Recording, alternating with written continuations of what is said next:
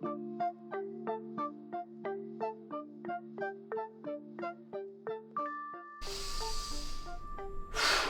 one-arm scap row is a great exercise to strengthen your scapular retraction muscles. It also sets the foundation for rows. I like to do it off the edge of a bench or step so I can get that full extension at the bottom, that full reach, and I want to be very active with this down arm for stability.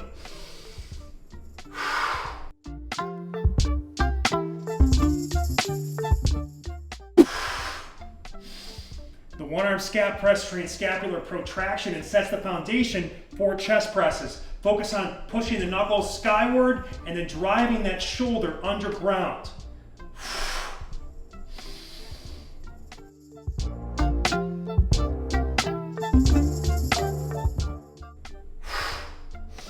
The one-arm overhead scap press trains scapular upward rotation and elevation. It also sets the foundation for all overhead work. You've got to start with a light 5 to 10 pound bell, and you've got to make sure you do it from a split stance and keep your abs crunched so we're not hyperextending the back to get false range of motion. So root yourself down, try to get that shoulder up to the ear, and then pack all the way down.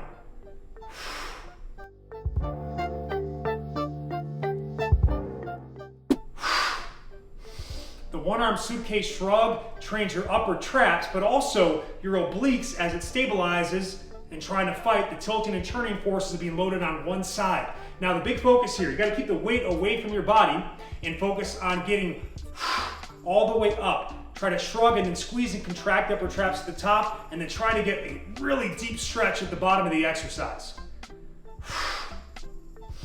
In terms of loading for the one-arm scap row, press, and suitcase shrug, start with a 25 to 50 pound bell.